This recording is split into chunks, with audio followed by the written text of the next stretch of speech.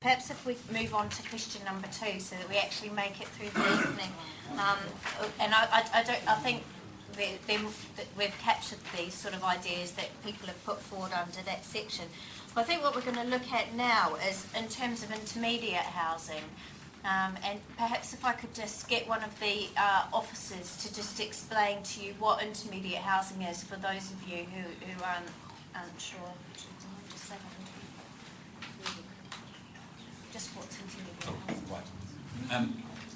Right. Intermediate housing normally takes the form of 3 different types of products: shared ownership, shared equity, and sub-market rents.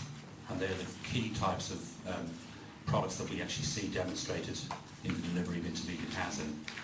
The affordability criteria is normally set centrally by, in the context of most of the products, the Homes and Communities Agency setting 60,000 as the upper limit for intermediate housing.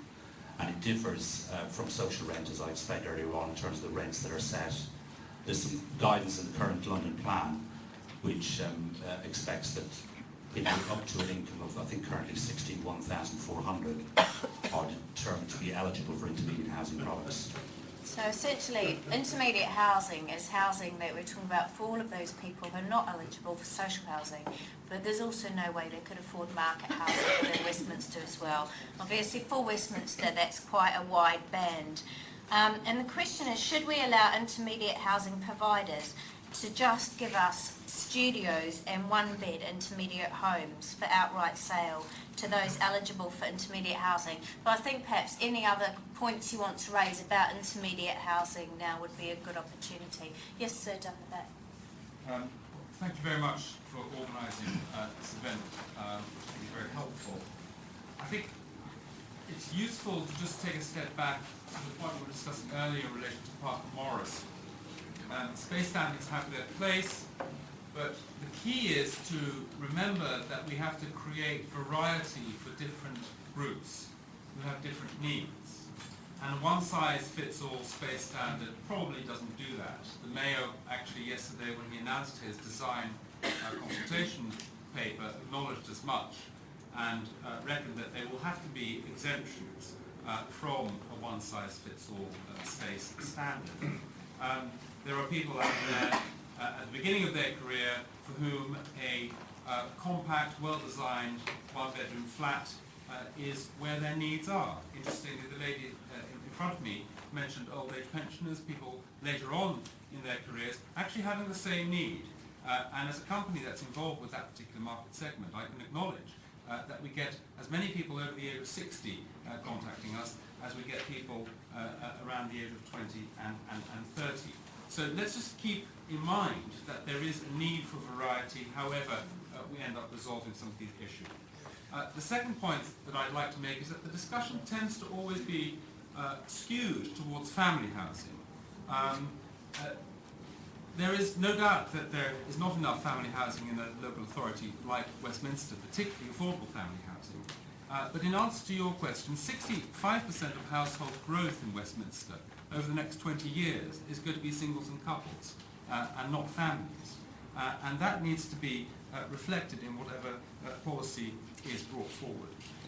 The last point I'd like to make in relation specifically to point 2b, should we allow intermediate housing providers to provide solely studio and 1-bedroom intermediate homes for outright sale to those eligible for intermediate housing on small sites? Forgive me, I feel that that's a question which has been very carefully phrased.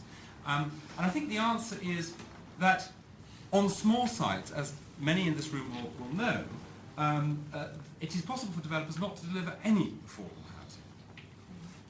So it has to be a question of discretion for officers to make the decision as to whether on those small sites where you would otherwise get no affordable housing, it might be better to get 100% or a majority provision of affordable intermediate housing for people on low to moderate salaries. And I think it needs to be set in that context. So you're suggesting a specific policy option that sets out that if you fall below the threshold where you'd normally be required to provide some affordable housing, and you come forward with a scheme that is solely made up of these smaller units, but they fall within the intermediate housing range. And you're suggesting that because they would otherwise provide none, that rather than insisting on providing across the whole range of accommodation, in this specific circumstance, that provision of just these smaller units would be acceptable. So that's the option you're putting Indeed, forward. and I think there are lots of other issues that then come into play, that it needs to be in an area probably in which there are quite a lot of family housing units already, so that you don't create ghettos of the future. You probably don't want to have developments in which you have more than 30, 35 of these compact flats, because again, you don't want too many one-bedroom units in one location. So I think there's a much... So there's some criteria There are that some need to criteria go that you have to hang around it, but I mean, as you will know, we are involved at the moment with a project with officers on a site on which previously officers gave consent for 6 private units, and we've come forward with a scheme of 30 intermediate units. Okay, we probably don't want to get in the detail, but there's a woman down the back with their hand up. Hello, my name is Judith McKee and I work for Vital Regeneration, and I work with people in temporary accommodation. Considering the people I work with, I help people get into work, and when they do get into work, their only option at the moment is to remain in temporary accommodation, possibly for another 10 years, paying £440 a week rent. So I would disagree, extremely disagree, that only one or studio bedroom flat would be intermediate housing provision in the borough, because where are these people going to move on to? They're living in cramped, substandard accommodation, sometimes in the East End of London, because they're not seen to be eligible to stay within Westminster. Their children are moved 10 times in 10 years, schools are moved. It's extremely bad on lots of different, when we get people into work, we need to be able to offer them an incentive to get into work and be rehousing, decent housing within the borough that's affordable. So you're suggesting the intermediate should accommodate the whole range of need, not just studio. Okay, thank you very much. This gentleman here. No, I don't think the intermediate developers should be allowed to, or Westminster Council shouldn't be allowed to have any intermediate and selling on the property. This property is going to be built by the money that the developers got for not providing social housing. So if this is social housing money that you're talking about, that shouldn't be spent on people who want to buy. There's a private sector there. Let them buy the private sector. If you want to go into the private sector and become a state agent, like Westminster City Council wants to do that, that's fine. Get your money from the private sector. Don't come and get the money from the rents, So which you're always doing. You're always taking money from rents. Westminster has the highest rents in the country, and that's thanks to Lady Porter, and that was never corrected. Okay, That was never corrected. I can't answer to that, but you certainly... Westminster City Council, old age pensioners who work in Westminster saved a little bit of money so they don't have any housing benefit. They're paying between £40 and £60 a week rent over and above what other people are paying, old age pensioners are paying throughout the country. So don't be shaking your head and say it's nothing to do with you. This is exploitation of Westminster City Council thanks to Lady Porter. And this could be corrected. But And also the gentleman said that the government sets the rents. Government only sets the increase in rents. They don't set rents, they set the increase. Westminster City set the rents, and Lady Porter did a very good job on behalf of Westminster City Council, which has never been corrected. You should be ashamed of yourself. Asking such rents in Westminster. And a studio flat is £111 a week without paying your council tax, right, or your water rates for a studio. And you're saying that that's in the social rented sector, so you're Yeah. saying that social rented doesn't really meet the affordability criteria don't. anyway. Okay, so there's 2 points. We've got this one, but also yours is that we shouldn't be providing intermediate housing as part. Okay, thank you. Yes, Sorry, gentleman here.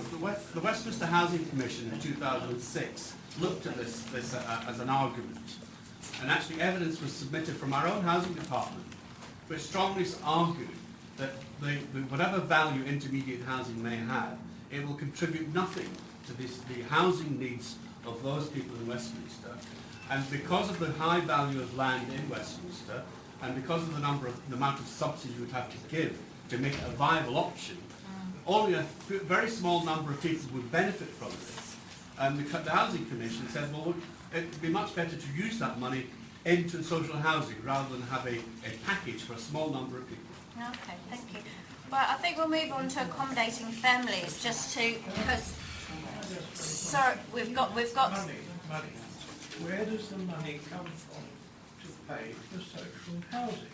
I think that's a whole nother question itself. And And the I think housing It's benefit. a key question. If it comes from central government They can charge and what not they from like. the private sector, you've got a different ballgame. Okay, well, I think we'll move on to accommodating families, because bearing in mind when the whole second half of this meeting is devoted to affordable housing, so we have What do you mean by opportunities affordable there. housing? Sorry, we're just going to move on. What do you mean by affordable housing? Are you talking about social housing, or are you talking about the... Well, we'll come on to that in the second half of the meeting, but I want to move on with these other questions, because we're certainly here to get the range of views of everybody who's come tonight.